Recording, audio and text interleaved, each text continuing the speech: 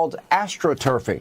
Here with reaction, Republican strategist Erin Maguire, the Katie Miller podcast host, Katie Miller. Oh, Katie, let me see. 500 groups, $3 billion in monies. It sounds very organic to me.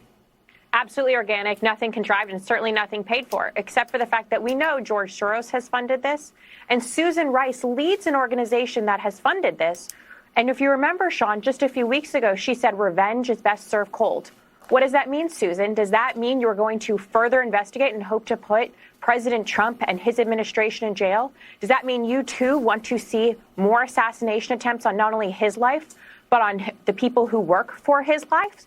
What more does the Democrat Party want than what you see in the streets, which is these violent protests, calling for more victims, calling for the end of it? But what you see on these parade floats, right, is I saw a rapper with a lesbian ASL sign interpreter, Sean. These things are so laughable when you look at these protests and see that they, as you just saw in that previous report with Brecca, they have no idea what they stand for. They don't know why they're against Donald Trump, when in reality, he has the most coherent policy. He's completed all 20 points of his platform that he ran on in the 2024 election. The Democrats are floundering, and that's what the No Kings protest was about.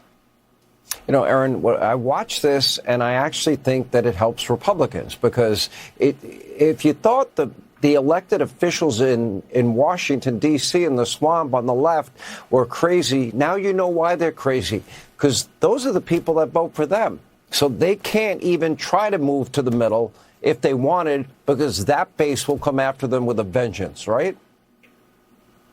Absolutely. The radical Democrat base absolutely dictates what each member of the Democrat Party does. That's why you saw so many of them, while DHS is still shut down because of Democrat antics, flying all over the country to make sure that they got FaceTime at those neo-King protests to try and set themselves up to be the hot flavor of the month as a Democrat going into the 2028 election. And they know if they don't espouse the same socialist, communist chants that were heard on the street, if they don't espouse and give the demanded fidelity to each ethos of the Democrat Party, which means government takes over total control, you have less money in your paycheck, there are open borders, and criminals are coddled in this country, then you will be chased out of the Democrat Party with a pitchfork. And so that's what you see with these No Kings protests, is an absolute altar call of the Democrat Party to their base to make sure that they keep them in line, and the Republicans and moderates and Americans all across the country see how out of touch and radical the Democrats really are.